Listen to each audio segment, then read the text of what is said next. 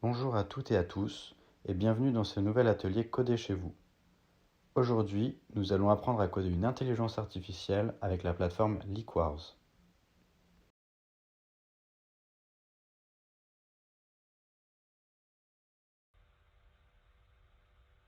Voilà, Adam, je te laisse. Il va y avoir plusieurs armes dans le jeu et il va y avoir des armes qui utilisent par exemple 4 points de tour et d'autres qui vont utiliser 2 points de tour.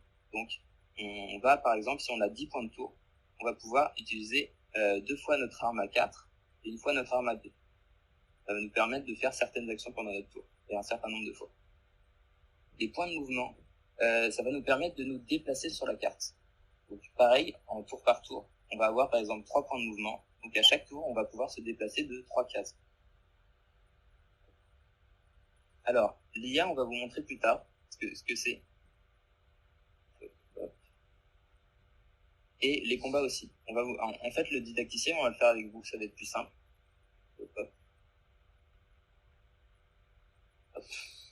Donc, je vais vous présenter un à un les interfaces, l'interface sur le côté. Ici, vous avez normalement le nom de votre poireau. Si vous cliquez dessus, vous allez pouvoir voir votre poireau, le niveau de poireau et les statistiques dont on a parlé juste avant. Ici, si vous cliquez sur Capital, vous allez pouvoir distribuer vos statistiques. Si vous voulez, vous pouvez créer un nouveau poireau, mais vous voyez que ça vous coûte la monnaie du jeu ici. Vous voyez que vous avez un certain nombre d'argent. Et si vous créez plusieurs poireaux, ça va vous dépenser cet argent. Ici, l'éditeur, c'est là qu'on va coder. On reverra tout à l'heure, mais c'est ici qu'on va mettre le code de notre poireau et on va créer notre intelligence artificielle. Hop, le potager, ici, c'est là où on va pouvoir se battre. Donc vous voyez qu'on a 100 combats par jour et que ici, il y a notre poireau, on va pouvoir choisir un adversaire. Pour l'instant, il n'a pas d'intelligence artificielle, on va pas lancer. Hop. Ici, le marché, vous allez pouvoir acheter des armes. Je vous ai expliqué tout à l'heure qu'il y avait plusieurs types d'armes. Elles ont toutes des portées différentes, des dégâts différents. Et vous avez ici des puces qui vont être un autre type d'armes que vous allez pouvoir stocker. Vous allez pouvoir en stocker plus sur votre poireau. Des armes, il peut en avoir que 4 sur lui. Les puces, il peut en avoir une vingtaine. Alors, ici, les trophées, c'est pas très important, c'est des succès que vous déverrouillez au fur et à mesure. Je vous laisserai voir ça de votre côté. Et ici, le classement, c'est là où vous voyez les meilleurs poireaux. Vous pouvez vous amuser à regarder le meilleur poireau, les poireaux qu'il a, tout ça. Vous voyez qu'il a un poireau level 301. Voilà. Et ici, l'onglet Aide, ça va être intéressant. Vous allez pouvoir, ici, déjà, si vous n'avez pas compris le didacticiel où je vous ai expliqué les statistiques, vous allez pouvoir y revenir ici. Vous voyez ici, vous avez l'onglet Revoir le didacticiel. Hop. Et là, vous allez avoir plein de tutos faits par la communauté. Donc la communauté Liquar, elle est très active et vous allez pouvoir vous faire aider sur Liquar. Hop. Vous pouvez ici cliquer sur Wiki. Hop, on va en avoir besoin plus tard. Et ici, vous avez les fonctions. Bon, on verra tout à l'heure tous ensemble, mais c'est un onglet très important ici. Voilà. Je vais passer la main à Baptiste, si je ne me trompe pas, qui va vous expliquer la suite. Oui, c'est ça. Alors, bonjour, je m'appelle Baptiste. Je vais vous montrer comment lancer votre premier combat. Donc, à gauche, cliquez sur la section potager, le petit logo en forme d'épée, et puis sélectionnez votre premier adversaire afin de lancer un combat.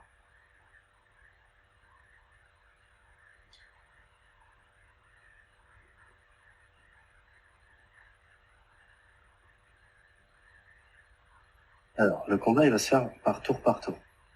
Le poireau va exécuter les ordres qu'on lui donne dans l'éditeur, et puis le poireau adverse va faire de même avec son éditeur à lui.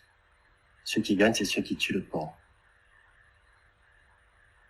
Alors, l'éditeur, il donne une liste d'ordres, et du coup, par exemple, l'ordre peut être tiré ou alors de bouger, et c'est cette liste d'ordres qui va faire que notre poireau est puissant ou moins puissant. Et c'est comme ça qu'on va pouvoir l'améliorer. Alors, étant débutant, notre poireau n'utilise pas toutes ses capacités pour se battre. Donc, on va aller voir son script, ou appelé aussi éditeur, où on va tenter de modifier pour le rendre plus fort. Baptiste, juste Oui. une petite question parce que je pense que c'est allé un peu vite. Donc, est-ce qu'on peut refaire peut-être la démo avec un adversaire? Donc, tu peux répéter. Donc, où est-ce qu'on va sélectionner notre adversaire finalement? Oui, si tu veux, pas de souci. Donc, retournez dans le potager, c'est avec le petit EGP. Ensuite, vous choisissez un adversaire comme vous pouvez voir sur le partage d'écran. Donc, le potager se trouve, en fait, donc pour moi, ce serait à gauche de mon écran, mais c'est juste en dessous de l'éditeur. Pour ceux qui ne l'ont pas vu, juste en dessous de l'éditeur, vous avez potager.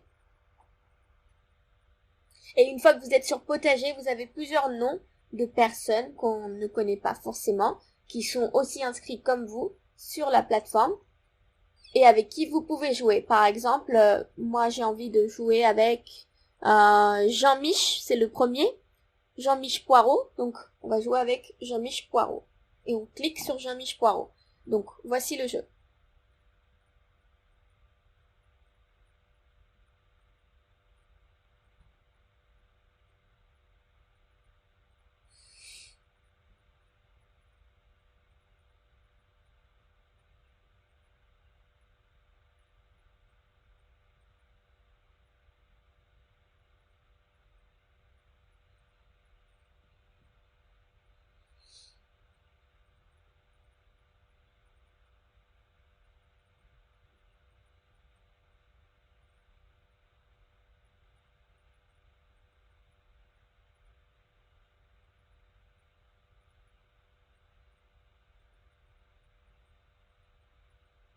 Donc, une fois le combat fini, on va essayer d'améliorer notre poireau pour qu'il gagne tous ses combats. Donc pour ça, il faut aller dans la section éditeur. Elle est juste au-dessus de l'édition de la section potager. Donc dans l'éditeur, vous pouvez voir que vous avez un script de base. Donc c'est la page que vous voyez dans la capture d'écran. Donc tout le texte écrit dans ce script sont des lignes de code. On peut voir deux sortes de lignes de code différentes. Premièrement, nous avons les commentaires écrits en gris clair et commençant toujours par 2 backslash. Ces lignes de code servent à vous aider à comprendre le reste du code. Elles ne seront pas exécutées lors d'un combat. C'est pas un ordre qu'on leur donne au poireau. C'est un peu comme des notes pour vous aider à mieux comprendre ce qui se passe dans votre code et permet de noter ce que l'on veut. Si vous avez du mal à comprendre, dans le PDF, vous avez une section où on explique ce que c'est un commentaire, ainsi que tout ce que je vais vous expliquer. Tout est noté dans ce PDF. Donc n'hésitez pas à le lire, ou si vous comprenez pas une notion, n'hésitez pas à poser des questions dans le chat. Baptiste, est-ce que, je vais juste confirmer, est-ce que tout le monde, parce que tu vas nous expliquer là à présent le code, est-ce que tout le monde est bien dans son éditeur? Parce que Baptiste va commencer à nous détailler à présent le code. Ok, je vois pas mal de oui. Parce que là, il va falloir vraiment nous écouter, parce que Baptiste va expliquer chaque ligne de code. J'espère que vous êtes tous dans l'éditeur. Ok, je vois plein de oui. Génial. Bon, Baptiste, c'est parti. D'accord. Alors, je vous avais dit qu'on pouvait voir 2 sortes de lignes de code différentes. Donc, je vous ai parlé des commentaires. Maintenant, je vais vous parler des autres lignes de code. Donc, on a les fonctions et la variable. Ces lignes de code sont en noir et elles servent à faire exécuter des actions à notre poireau ou alors de récupérer des informations sur le jeu. Donc, je vais vous parler déjà de la première fonction qui est set weapon entre parenthèses weapon pistol.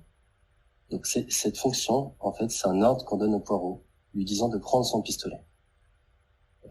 Littéralement, ça veut dire poireau, je veux que tu prennes ton pistolet. C'est le premier ordre qu'on va donner au poireau, parce que c'est la première ligne de code. Le code va s'exécuter ligne par ligne. Ensuite, on va parler de la seconde ligne, c'est une variable. Donc la variable, ça sert à stocker une information pour l'utiliser plus tard.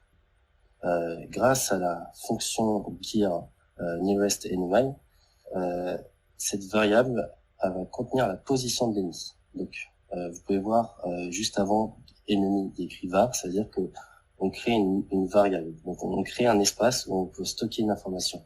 Et la fonction get_enemy, elle sert à prendre la position de l'ennemi. Donc on stocke la position de notre ennemi dans ennemi, dans la variable ennemi.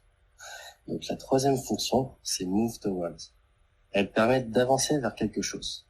Donc, move towards, c'est avancer vers quelque chose. On peut voir que move toward a en parenthèse notre variable ennemi. Notre variable ennemi, je le rappelle, juste avant la ligne dessus, on a stocké la position de l'ennemi dans cette variable ennemi. Ce qui veut dire qu'on ordonne au poireau d'avancer vers la position de l'ennemi. Donc, tout ce qui est en parenthèse dans une fonction est appelé un paramètre. Un paramètre contient une information permettant de compléter notre fonction. Sans ça, certaines fonctions ne marchent pas. Concrètement, je ne peux pas dire à mon poireau, je veux que tu avances vers, et puis m'arrêter, parce qu'il a besoin d'avancer vers quelque chose. C'est pour ça que je mets en parenthèse ennemi. Je veux que tu avances vers l'ennemi. Et la phrase est complète, elle a un sens. Le poireau peut donc avancer vers l'ennemi. Donc je vais vous parler de la quatrième fonction, use weapon, va permettre de tirer sur quelqu'un. Donc comme on met en parenthèse la variable ennemi, on lui dit je veux que tu tires sur la position de l'ennemi. Donc ça c'est pour les fonctions de base qu'on a dans nos scripts, c'est ce que va exécuter le poireau au fur et à mesure des tours. Je vais laisser mon camarade Antoine pour vous permettre d'améliorer ce code. Il va voir avec vous comment améliorer le script qu'on a là pour rendre votre poireau plus fort. Alors, petite question, Baptiste. Avant de passer la main à Antoine, donc tu nous as présenté les commentaires. Donc, c'est les lignes qui apparaissent en gris, finalement, En gris clair. et en gris clair. Et puis, le code, un bout de code, en fait, qui est déjà là, qui apparaît, lui, en noir. Par rapport à tout ce que Baptiste vient de vous présenter, est-ce que vous avez des questions sur n'importe quelle ligne de code qui est déjà inscrit dans l'éditeur? N'hésitez pas pour qu'il puisse vous expliquer si vous avez la moindre question. Ok, bon, je vois qu'il y a des noms. Baptiste, merci. Antoine, comment est-ce que maintenant finalement on fait en sorte, parce que j'ai vu tout à l'heure qu'en fait on a perdu quand on a joué, on avait perdu. Moi j'ai envie qu'on améliore le code, on améliore notre IA afin que peut-être en fait qu'on puisse gagner face à notre adversaire. D'accord. Donc bonjour, donc moi c'est Antoine. Donc je vais vous présenter les conditions et les comparaisons. Donc tout d'abord les conditions, on va utiliser donc deux conditions, ce qui s'appelle les if et les while. Donc tout d'abord les if, c'est tout simplement une traduction française, c'est-à-dire si. Dans la vie de tous les jours, vous utilisez toujours des conditions, c'est-à-dire que par exemple si vous remplissez votre verre d'eau, vous allez dire si mon verre est si mon verre est pas rempli d'eau à ras-bord, ou peu importe, et je continue à le remplir.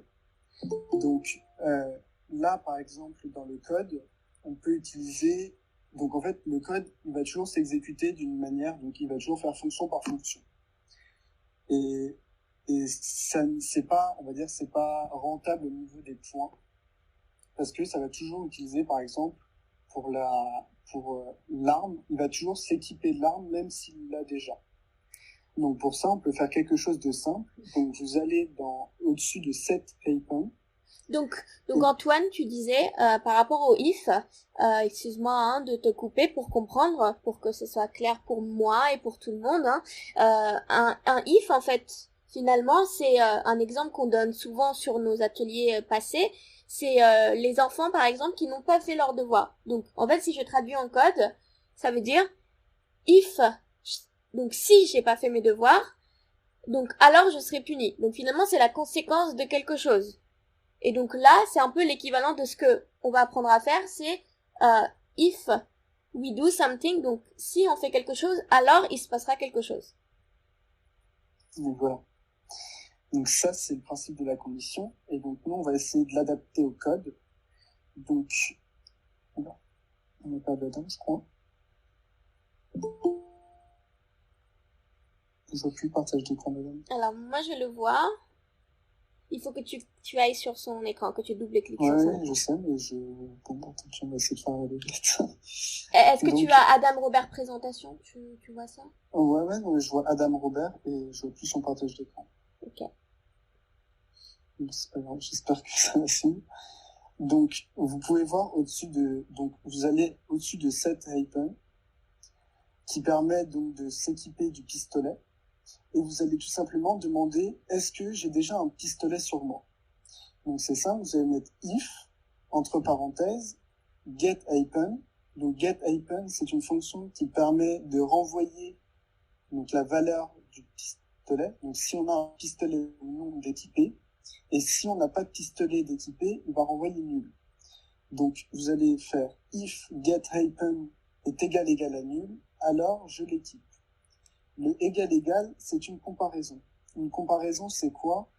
C'est tout ce qui permet de dire, donc c'est un peu comme égal, plus ou moins, inférieur ou supérieur, et différent.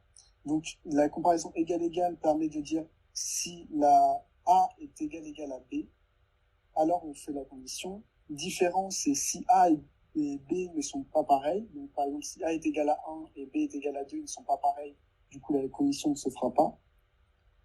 Il y a supérieur et inférieur. Donc, ça, c'est si A est supérieur à B, pareil, la condition se fera. Donc, voilà. Il y a supérieur égal. Donc, si A est supérieur ou égal à B, donc si A est égal à 1 et B est égal à 1, et que A est supérieur ou égal à B, la condition se fera vu que c'est supérieur et égal. Antoine, donc Adam est en train de, comme tu vois pas son écran, Adam est en train justement de montrer dans le PDF les comparaisons qu'on a mentionnées. Donc les enfants, n'hésitez pas à regarder les différentes comparaisons que Antoine vient de mentionner, c'est-à-dire égal à, différent de, supérieur de, inférieur de, supérieur ou égal à, inférieur ou égal à. C'est marqué donc dans le PDF.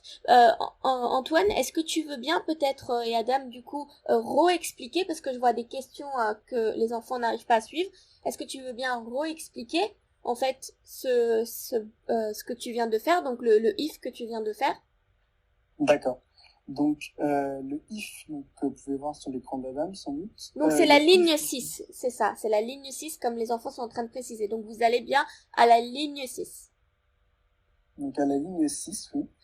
Vous avez, normalement, vu sur l'écran de Adam, marqué if get Hypen est égal à nul, alors j'équipe l'arme. En fait, if, c'est une condition. Ça permet de dire, comme a donné l'exemple d'Iti, si je n'ai pas fait mes devoirs, alors je serai puni. En fait, c'est si getIpen, qui est la fonction qui permet de savoir si j'ai mon arme équipée, si j'ai pas mon arme équipée, donc s'il est égal à nul, alors j'équipe mon arme avec la fonction setIpen. Est-ce que c'est plus clair? Je ne trouve pas le égal. Alors en fait, il suffit. Le égal, il est normalement avec le plus en haut à droite de votre clavier. Alors la question, peut-on savoir si le code contient une erreur? Non, le code ne contient pas d'erreur. Le code présenté, que vous présente Adam, ne contient pas d'erreur. Après, essayez de recopier exactement ce qu'a fait Adam. Et plus tard, vous essayerez de vous-même faire vos propres conditions. Et c'est justement en faisant des erreurs que vous allez apprendre. Donc, je répète ce qu'on a écrit à la ligne 6. J'ai bien compris que ça allait trop vite, donc je répète. C'est pour ça que je répète plusieurs fois. Donc, là, à la ligne 6, on va écrire notre premier if, comme l'a expliqué Antoine. Donc, notre premier if, comment on l'écrit? On va à la ligne 6, on écrit if get weapon. D'accord? Et en fait, quand vous allez commencer à écrire get, vous allez voir, vous allez avoir des fonctions qui vont commencer à apparaître. Et vous allez trouver le get weapon.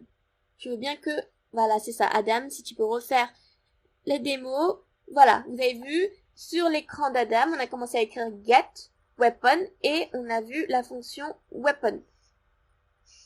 Est-ce que tout le monde est là? Est-ce que tout le monde va bien? Et juste, petite réponse pour Mathieu, c'est pas grave si nul n'est pas bleu pour toi. C'est normal. Alors, juste, est-ce que tu l'as bien mis en minuscule? Si tu... Justement, faut le mettre en majuscule, non? Non, en fait, c'est minuscule. Donc hier, je me suis amusée à le mettre en majuscule et du coup, il n'apparaissait pas en bleu. Et peut-être que c'est à cause de ça, je sais pas.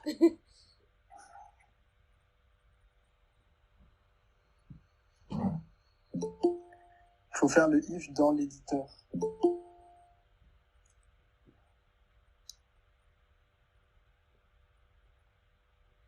Alors, comment remonter en fait à la ligne comment aller sur la ligne? Il suffit d'aller avec sa souris sur la bonne ligne. Donc, on clique sur la bonne ligne et on sera sur la bonne ligne. Alors ça, vous pouvez utiliser votre souris, soit vous pouvez utiliser les flèches de votre clavier pour vous diriger.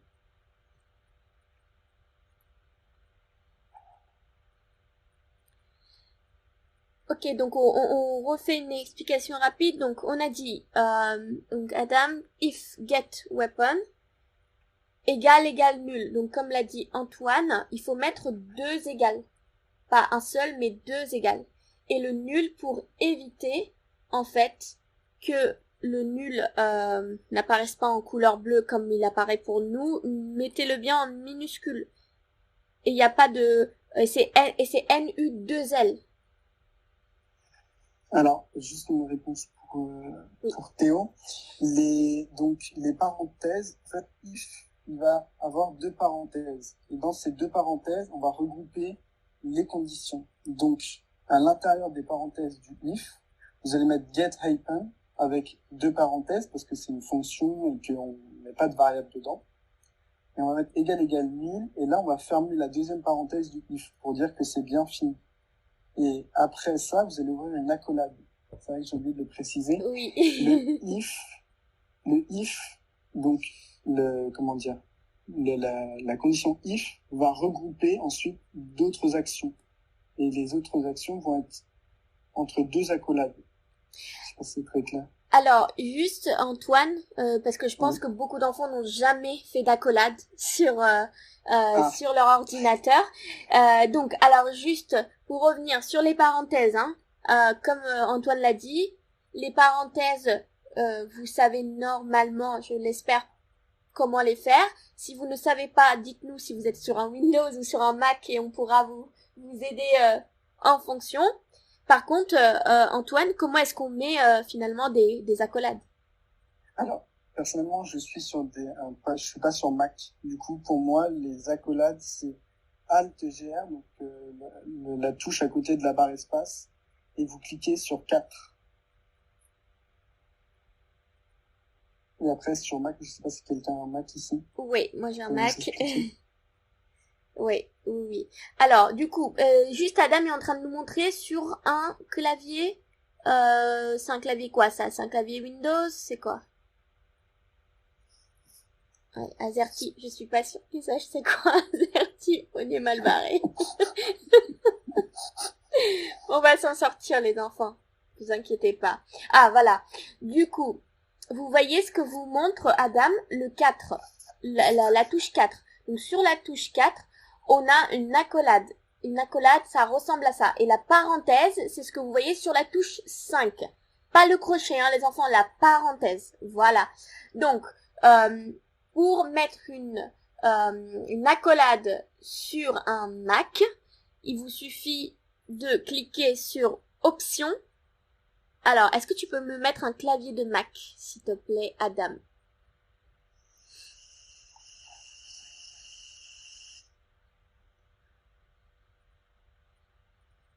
C'est ça. Donc, alors, est-ce que voilà, à côté de commande, tu as donc Alt.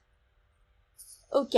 Donc, si vous voulez mettre sur un Mac une accolade, donc c'est Alt Maj. Donc Maj, c'est le bouton exactement, celui-là. Et donc, vous cliquez sur...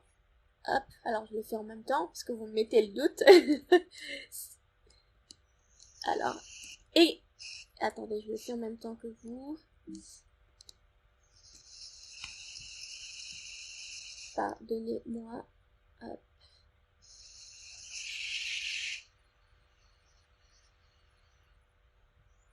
Ah bah c'est bon, j'ai retrouvé le partage d'écran.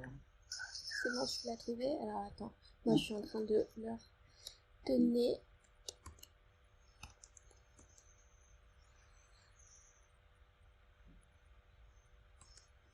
Ouais, c'est ça. Alors, je vous dis des bêtises, excusez-moi. Donc, en fait, c'est tout simple. C'est Alt. Donc, le bouton Alt qu'on a montré tout à l'heure. Et le bouton 5. Voilà, tout simplement. Sur un Mac, c'est Alt. Donc, Alt qui se trouve à côté de Commande. Donc, CMD. Et le bouton 5 qui se trouve en haut. J'espère que tout va bien. Si vous avez des parents à côté de vous, hein, n'hésitez pas à leur demander, ils connaissent bien vos claviers, n'hésitez pas à leur demander comment mettre une accolade. Alors, les accolades, il faut les mettre juste après la parenthèse fermée du if.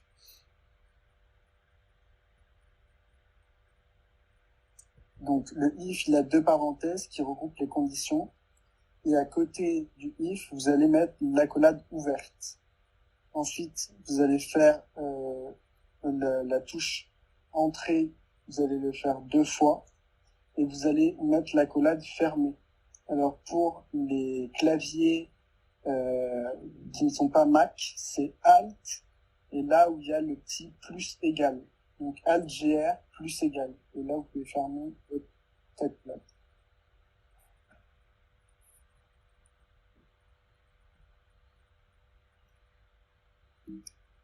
Comment ça sans les espaces albums? Les espaces... Essayez de faire comme on vous montre sur le partage d'écran.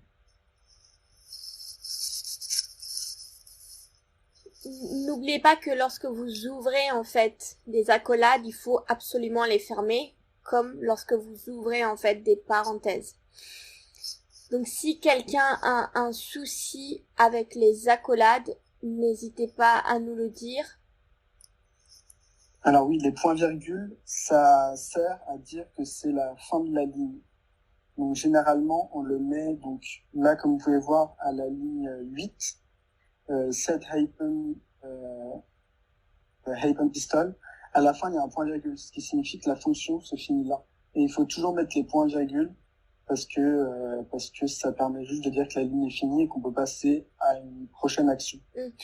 Antoine, c'est comme en fait en français. Donc en français, quand on a fini une phrase, on met un point. Et en fait, en informatique, lorsqu'on a fini une phrase, donc pardon, une ligne de code dans ce cas-là, en fait, spécifiquement, on met donc un point-virgule. Par contre, attention, cet exemple n'est pas à appliquer sur une fonction. Ce que je veux dire, c'est que lorsqu'on déclare une fonction, on ne va pas en fait mettre un point-virgule à la fin.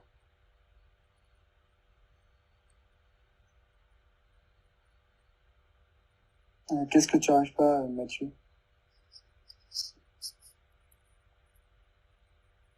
Sinon, vous savez, les enfants, si vous avez des soucis avec les accolades des parenthèses, il y a une solution géniale, c'est que dans le chat, on vous colle des accolades et des parenthèses et vous avez juste à copier-coller. Ça ira peut-être plus vite. Voilà. Voilà, merci Adam et Gildas. N'hésitez pas à copier-coller ces parenthèses et ces accolades. On va continuer Antoine. Oui, donc j'espère que tout le monde a compris la condition if. Même si vous n'avez pas réussi à le faire, si vous l'avez juste compris, après il faut essayer de recopier le code qu'il y a sur le partage d'écran d'Adam. Et donc maintenant, je vais vous expliquer donc la fonction while qui en français signifie tant que. Et donc ça permet donc de faire des actions en boucle. Donc c'est un peu comme le if, mais sauf que ça va faire en boucle. Donc voilà. Plus en bas, voilà. Donc là vous avez l'exemple sur le PDF. Et donc là, donc while, c'est un peu donc la même façon d'écrire que if. Donc on met while, on ouvre une parenthèse et on met donc, pour un exemple plus concret, tant que vous n'avez pas fini vos devoirs, alors vous ne pouvez pas sortir de votre chambre, par exemple. Donc tant que valeur, comparaison valeur. Donc tant que première valeur, je n'ai pas fini mes devoirs. Donc les devoirs, imaginons, c'est, je sais pas comment dire. Donc tant que valeur donc, de faire les devoirs n'est pas égal à fait, alors je ne peux pas sortir. Et si donc je reste dans ma chambre. Donc regardez l'écran de Adam, il est en train de vous expliquer en fait l'exemple. On va le refaire, mais là il vous explique l'exemple de Antoine. Donc en fait, si on le traduisait avec l'exemple de devoir, ce serait finalement comme ça qu'on l'écrirait. C'est-à-dire tant que vous n'avez pas fini vos devoirs, alors vous ne sortez pas de votre chambre. Alors justement dans le while, Adam, est-ce que tu peux mettre juste vous n'avez pas fait non, c'est plutôt faire les devoirs égal à pas fait.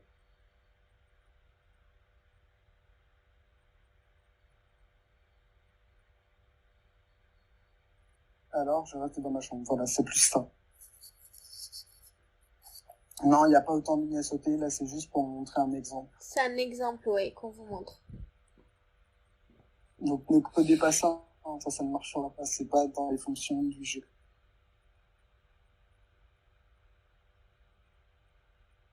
Il y a Sandra qui redemande le PDF. Gildas, il l'a collé. Ah, ouais. Donc on répète ce que écrit Adam à l'écran là tout de suite, c'est un exemple, c'est pas un code que vous devez taper, c'est pour vous expliquer.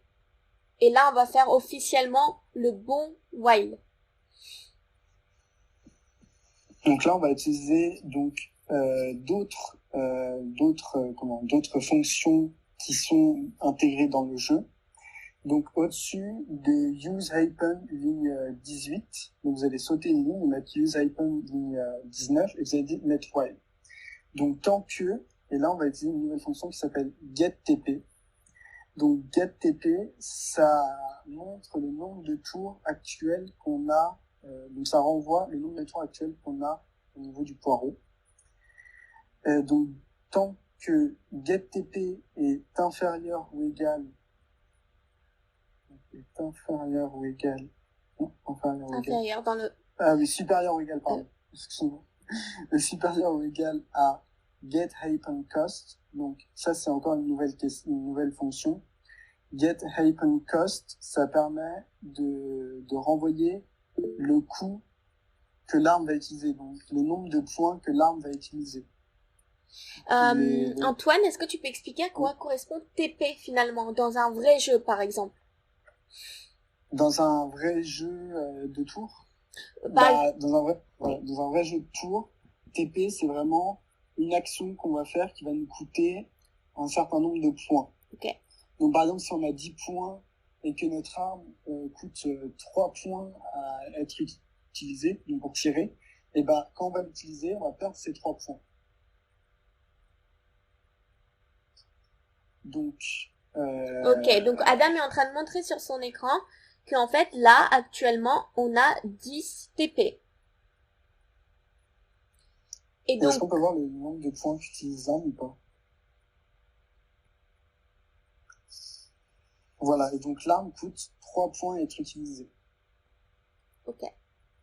Donc comme tu le disais tout à l'heure, en fait, à chaque fois qu'on va lancer notre IA, elle aura 10 points, d'accord?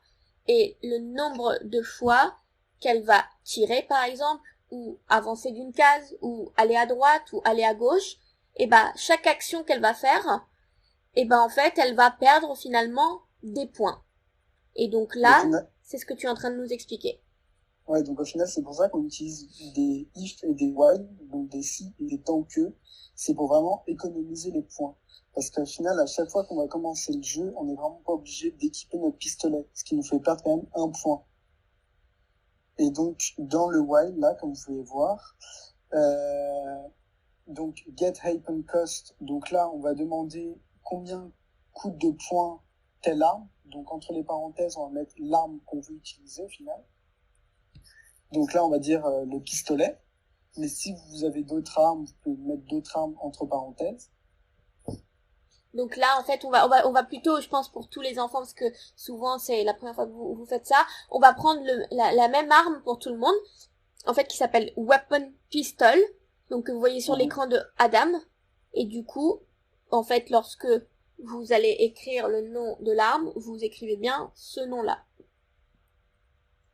Et donc là, on va, après les parenthèses du while, donc on va fermer la parenthèse du get happen cost, parce que la fonction, on veut rien mettre d'autre dedans. Et on va aussi refermer la parenthèse du while, parce qu'on veut plus mettre d'autres conditions. Et on va ouvrir une accolade. Et dedans, donc dans le while, on va dire qu'on va utiliser l'arme sur l'ennemi.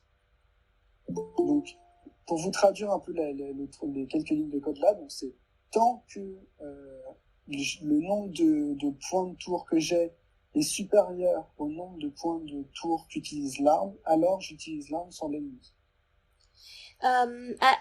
Juste Antoine, il y avait une question de comment mettre le supérieur. Alors pour mettre le supérieur sur un clavier qui n'est pas un Mac, donc vous voyez à gauche de votre clavier, à côté de votre mage, vous avez un supérieur ou égal. Donc Adam est en train de le montrer sur l'écran d'Adam. Voilà, vous avez un supérieur ou égal. Et donc pour mettre donc le supérieur, il suffit de cliquer sur mage et ensuite vous cliquez sur le supérieur. Et si vous voulez mettre inférieur, vous avez juste à cliquer sur la touche. C'est ça. Donc si vous voulez cliquer sur supérieur, vous gardez bien les deux boutons, en fait, mage et le bouton juste à côté du signe supérieur, cliquez. Et par contre, si vous voulez, bon, là, on va pas se complexifier, on veut mettre supérieur, donc vous faites comme ça. Voilà. Juste pour, du coup, dans le cas d'un Mac, si vous avez un Mac, alors, pour le Mac, finalement, c'est la même chose. Vous cliquez bien, donc, sur le bouton mage et le bouton supérieur.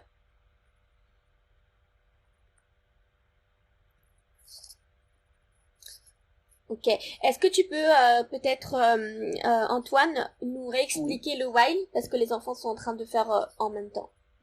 D'accord. Donc le while, comme j'ai expliqué, ça veut dire tant que. Donc tant que les conditions ne sont pas complètes, donc ne sont pas finies, comme on peut dire, alors l'action va se produire. Donc comme on avait dit dans l'exemple avant, tant que je n'ai pas fini mes devoirs, donc tant que mes devoirs ne sont pas égal à fait, alors je reste dans ma chambre. Oui. Donc là, dans le jeu, on va juste dire tant que getTP, donc la fonction getTP qui sert à dire à renvoyer le nombre de tours qui nous reste, est supérieur ou égal au nombre de tours que coûte le pistolet, alors on va utiliser l'arme. Et à un moment, on n'aura plus assez de tours pour utiliser l'arme, et donc l'IA ne va plus passer par le while. Du moins, il va y passer, mais il va voir que la condition, elle est impossible à faire. Du coup, il va passer à une autre fonction. Alors, une question qui revient depuis tout à l'heure, Antoine, que je vois dans le chat, c'est que vous avez sûrement remarqué dans le code que certaines lignes, en fait, sont très proches des numéros 1, 2, 3, 4, 5, 6, 7, 8, 9, 10 jusqu'à 21, là, sur l'écran d'Adam, et d'autres, en fait, sont il y a un espace, en fait, qui sont assez reculés. Ça s'appelle la norme en informatique. En fait, c'est l'orthographe, c'est la grammaire, si je peux dire ça, de l'informatique. Alors, ne nous demandez pas pourquoi, c'est comme ça, nous l'avons appris de la même manière, c'est l'orthographe, en fait, version informatique. Donc, c'est pour ça que certaines, en fait, lorsque une fonction est déclarée et lorsque l'action est demandée de faire dans cette fonction, donc exemple if ou dans mon while, c'est pour ça que le use weapon, il est décalé, ou le set weapon est décalé parce que, en fait, c'est la norme. C'est la norme C'est surtout informatique. pour que, ouais, aussi visuellement, on puisse s'y retrouver. C'est, par exemple, on peut se retrouver avec beaucoup de if dans des if, et si on mettait pas une norme, on s'y perdrait facilement. Oui, oui, tu as raison. Parce que là, on fait t'as raison, c'est un bon point. Là, on fait vraiment un code qui est assez simple, si on regarde bien par rapport à d'autres codes informatiques qui existent dans le monde. Et en fait, regardez ce que fait Adam. Donc, dans le cas où on se retrouvait avec plein de if dans un même if, bah, en fait, on s'y retrouverait juste plus. Alors, on veut pas vous faire peur. Je crois qu'Adam, arrête-toi ici, parce que tu es en train de nous faire tellement de if. Mais justement, pour qu'en fait, on comprenne que cette action correspond à cette if et que l'autre action correspond à un autre if, on est obligé de mettre justement cette norme de d'espacer en fait pour que ce soit plus clair dans le code.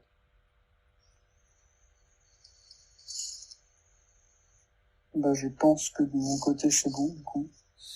À part s'ils ont d'autres questions. Est-ce que vous avez des questions, les enfants, là, sur ce while? Est-ce qu'il y a des points qui n'ont pas été compris sur ce while?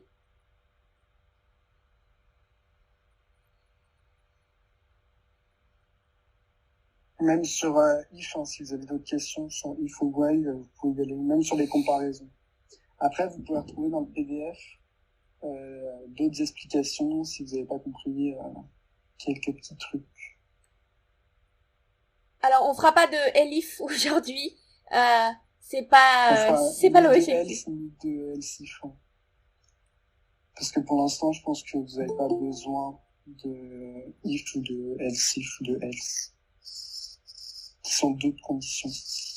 Alors pour l'instant, oui, on va pas aller jusqu'à là. Alors juste, ce qu'on peut faire là, Antoine et Adam, on peut peut-être déjà tester en fait ce qu'on a fait et peut-être avant de tester, peut-être montrer aux enfants comment sauvegarder le code avant de tester. Je rappelle parce que je suis en train de regarder les différents messages qui passent en bas, je rappelle que cette session est en train d'être enregistrée, donc elle sera disponible sur notre chaîne YouTube si vous avez besoin en fait de plus de temps finalement pour revoir en détail le code. Donc il sera disponible après la session d'ici quelques heures. Donc ne vous inquiétez pas si vous êtes perdu et que vous n'arrivez pas finalement à faire tout le code, bah c'est pas grave, suivez les explications parce qu'en fait quand vous allez réécouter cette vidéo, vous serez rappelé des explications que nous avons fait et ça sera plus logique pour vous. Donc déjà là, on va peut-être sauvegarder. Adam, peux-tu nous montrer comment sauvegarder le code?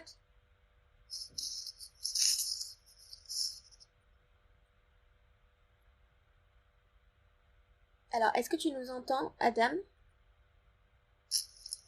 Peut-être remettre le micro aussi. Oh, oui. Alors, oui, je vous entends. Je sais pas si vous m'entendez. Là, on t'entend. Oui, c'est bon. D'accord. Je vous entends, mais il faut juste cliquer là. On clique sur sauvegarder. Donc, c'est le bouton en haut, c'est la petite disquette, en fait. Et on clique dessus pour sauvegarder. Est-ce que les enfants, vous pouvez le faire en même temps que nous, s'il vous plaît? Appuyez sur le bouton en haut, sauvegarder. Donc, c'est la disquette toujours sur l'éditeur dans lequel vous êtes en train d'écrire votre code.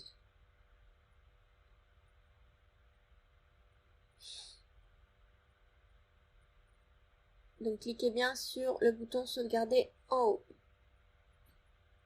Alors, je vois des enfants qui nous disent qu'ils n'ont pas fini. S'il vous plaît les enfants, je le répète depuis le début, mais lorsque vous êtes en retard, dites-le nous où vous êtes pour qu'on puisse revenir sur le code afin que vous ne preniez pas de retard. Parce qu'on répète quand même chaque ligne 2 voire 3 fois.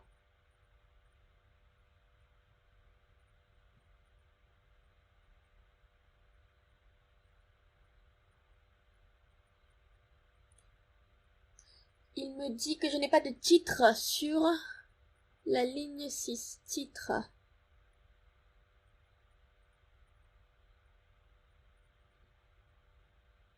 Je pense qu'il fait référence aux commentaires, non? Parce que je crois que sur l'ICROI, il faut mettre des commentaires obligatoires à chaque fonction.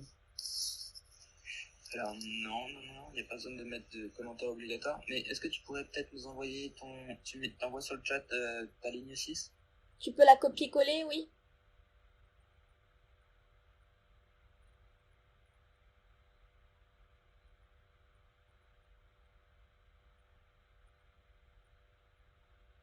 Ok, le temps que du coup tu copies.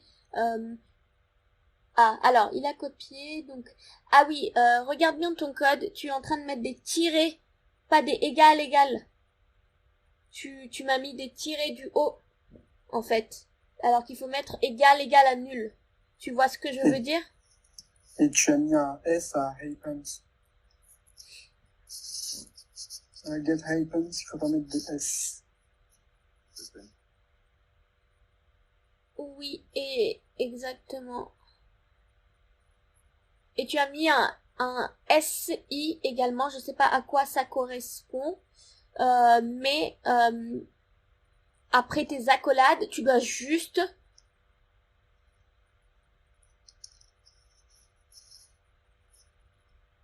Alors, juste une petite précision par rapport aux commentaires. Vous voyez ici que des fois, je mets des commentaires après. Donc, par exemple, là, il y a marqué « Attention, put 1 PT ». Donc, point de tour.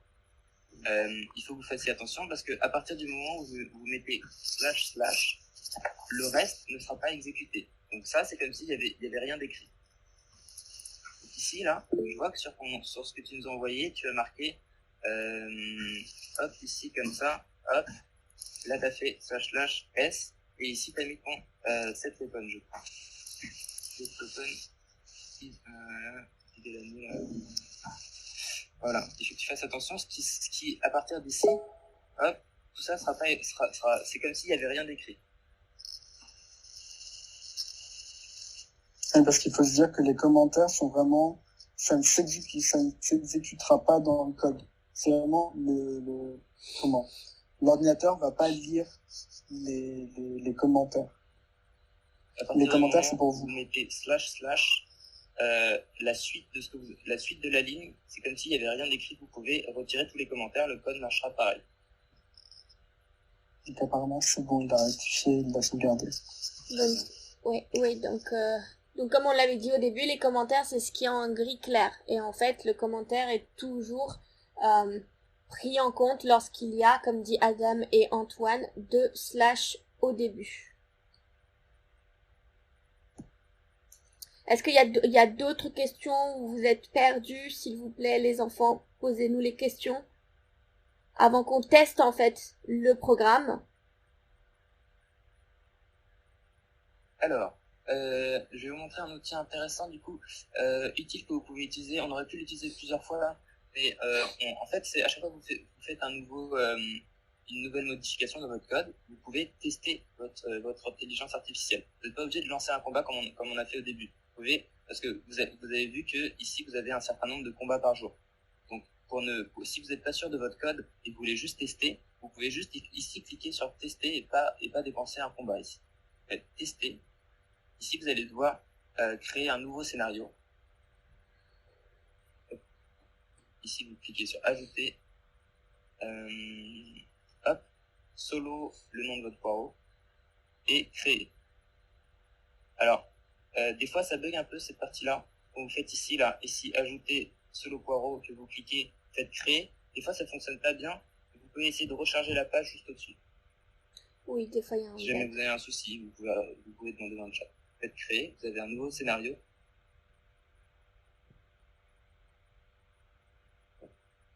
Et une fois que vous êtes ici, vous avez votre nouveau scénario. Vous cliquez ici là, sur le petit écran à côté de votre poireau. Vous cliquez et vous choisissez l'intelligence artificielle que vous avez. Si jamais vous avez plusieurs intelligences artificielles. C'est sûrement celle qu'on a fait sûrement à l'instant, ça doit être sans titre. Alors si tu veux bien Adam, on refait ça. On refait ce qu'on vient de dire pour tester en fait. Parce que je pense que c'est allé trop vite. Donc déjà pour tester. Ici, je suis dans l'éditeur. Ok. Je clique ici en haut. À côté de sauvegarder, on a testé. Ok, donc à côté de sauvegarder, supprimer, donc on a le bouton tester. Vous cliquez sur le bouton tester les enfants. Ici, dans scénario, si vous n'en avez pas encore, parce que vous pouvez déjà en avoir, vous avez besoin d'en créer une seule fois. Ici, dans scénario, vous cliquez sur ajouter. Si c'est la première fois que vous arrivez sur cette plateforme, bien entendu, il n'y aura pas de scénario, parce qu'on a vu au début de l'atelier que certains nous disaient qu'ils connaissaient cette plateforme. Bah, très bien. Si vous ne la connaissez pas, vous allez forcément pas avoir de scénario. Donc, comme l'a dit Adam à l'instant, vous faites ajouter. Si vous cliquez bien lorsque vous avez cliqué sur le bouton tester, vous allez avoir cette fenêtre qui va apparaître et du coup à gauche vous avez le bouton ajouter. Lorsque vous cliquez sur le bouton ajouter, vous avez donc créé un nouveau scénario qui va apparaître. Et donc à partir de là, comme le disait à l'instant Adam, vous cliquez sur solo tuto poireau. Alors, je tiens à préciser, c'est ça c'est le nom en fait. Donc vous, ça peut être, moi par exemple, mon compte s'appelle Dipti tout simplement, donc moi ce sera Solo Dipti.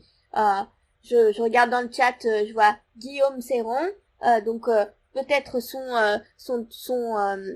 son IA, donc son poireau s'appellera Solo Guillaume Serron.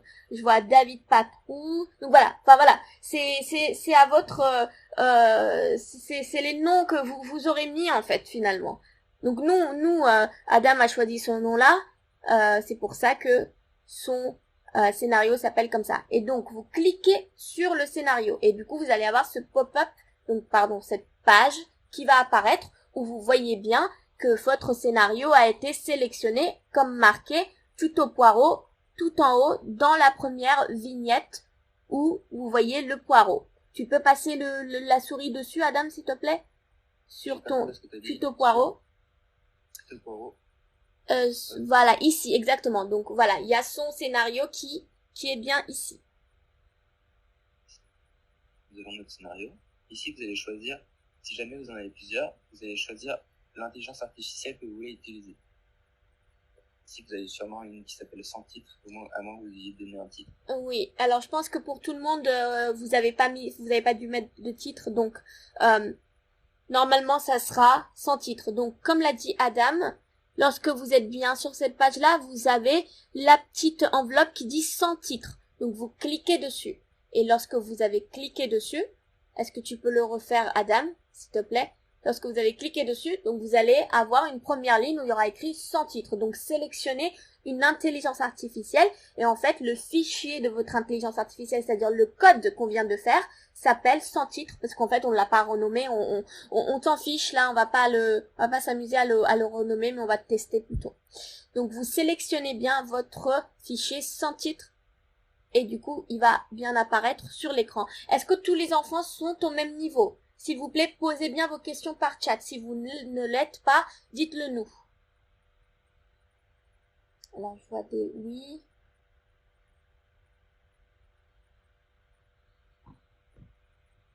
Est-ce que tout... Non. Alors, qu'est-ce qui se passe, Ulysse? Non.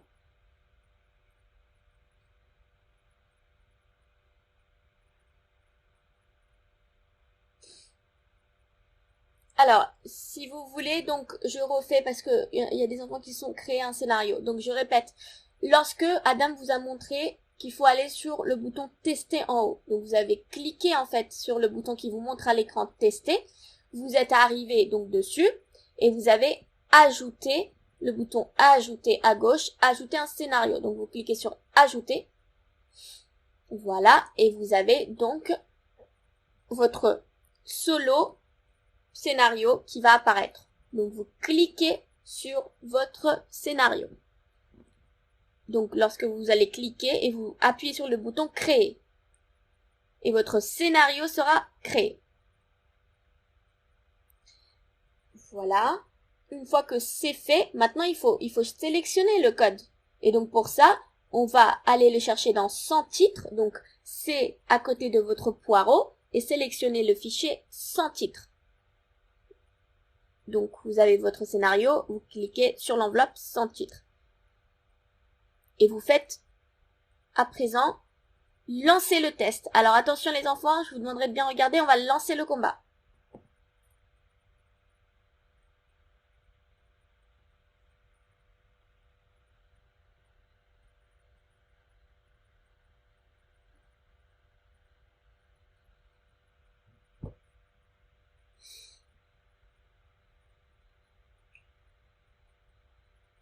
Alors, vous voyez qu'on vient de tester notre intelligence artificielle et on a réussi à battre Domingo.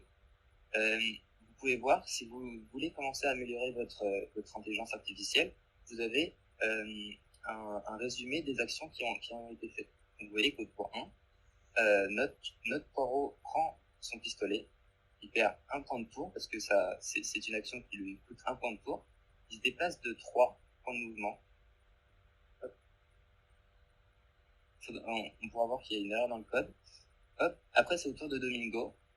Hop, hop. Et puis, on voit qu'au début de chaque tour, il fait plus comme il faisait avant. Il ne dépense plus un point pour récupérer l'arme parce qu'il avait déjà équipé son arme au début.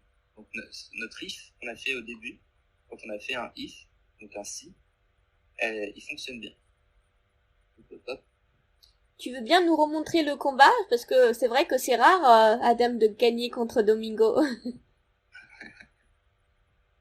Alors, les enfants, regardez de nouveau le combat. C'est vrai que de votre côté, vous avez sûrement le son. Là, on l'a coupé, mais vous avez sûrement le son du combat de votre côté.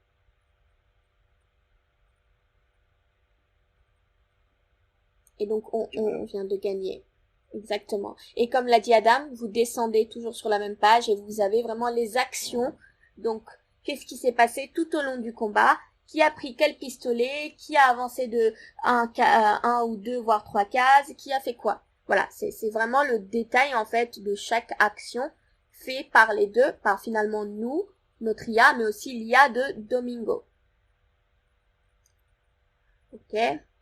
Alors, on peut voir que quand même, à chaque tour, où notre poireau ne peut pas tirer parce qu'il n'est pas encore à la portée de son arme, il va planter parce que il tourne en boucle en essayant de tirer parce qu'il a assez de points de tour, mais qu'il peut pas tirer sur le poireau adverse, donc il plante. Alors, c'est vrai qu'un point intéressant que je vois dans le chat, les enfants, alors nous on a gagné, mais vous allez peut-être pas tous gagner. Moi, c'est arrivé que lorsque j'ai fait mon IA, les premières fois, je gagnais pas. Et en fait, j'ai amélioré mon code, j'ai continué à écrire plus de lignes de code qui allaient me permettre, en fait, finalement, de gagner contre Domingo. Et c'est ça qui m'a permis de gagner contre Domingo. Et je vois que les enfants sont en train de dire qu'ils ne gagnent pas. Oui, c'est vrai, on ne gagne pas toujours contre Domingo. Alors, une première chose que vous pouvez faire, parce que vous allez pouvoir après jouer au jeu tout seul de votre côté. Une première chose que vous pouvez faire ici, c'est votre poireau va gagner des niveaux, et à chaque fois qu'il gagne des niveaux, vous allez pouvoir distribuer vos statistiques ici. Donc là, si vous retournez dans l'onglet, ici, là, le nom de votre poireau, ici, vous cliquez dessus, vous avez ici vos caractéristiques, et là, vous avez écrit, par exemple, moi j'ai écrit 60 capitales, parce que je suis niveau 3 et qu'on gagne 20 capitales par niveau. Hop, je clique, et je peux distribuer ici mes statistiques. Donc, par exemple, ici, je peux gagner de la vie. Si j'utilise, par exemple, 25 capitales, je peux gagner 100 points de vie. Donc là, avec 100 points de vie de plus, je vais avoir 206 points de vie. Je suis presque certain de gagner contre Domingo. Vous allez pouvoir aussi... Faites attention parce que chaque statistique dépense du capital un nombre différent de capital. Donc ici, vous voyez que 4 points de vie, ça va utiliser 1 de capital, alors que ici, 1 point de mouvement, donc c'est plus important, ça va utiliser 20 de capital. Je vous laisserai voir ça de votre côté. Oui, c'est un bon point dans le chat. Je regarde en même temps, dès que je peux le chat. Si vous avez invalid name, parce que vous n'arrivez pas justement à lancer, c'est embêtant, vous avez quand même besoin de tester votre code. Il faut recharger la page. Des fois, ça fait ça. Malheureusement, sur la partie donc test, elle n'est pas la plus optimisée, donc n'hésitez pas à recharger votre page.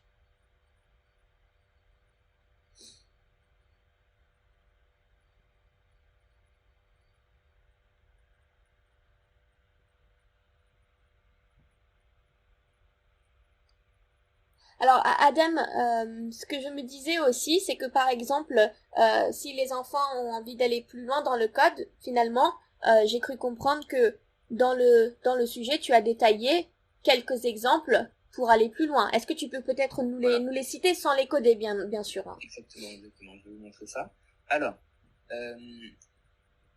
vous voyez ici que votre poireau, il est déjà normalement capable, si vous avez augmenté votre statistique, vous êtes presque sûr de gagner contre Domingo. Mais le but, ça va pas être de battre Domingo, parce que Domingo, c'est une intelligence artificielle de test qui va vous permettre de tester votre code. Votre but, ça va être de battre d'autres joueurs. Donc, pour ça, vous allez devoir faire un meilleur code qu'eux.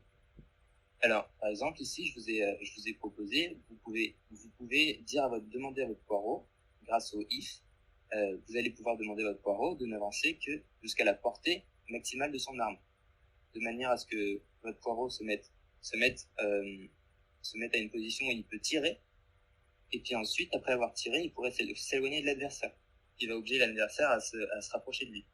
Vous pouvez aussi acheter des nouvelles armes dans la boutique avec l'argent que vous avez dans le jeu.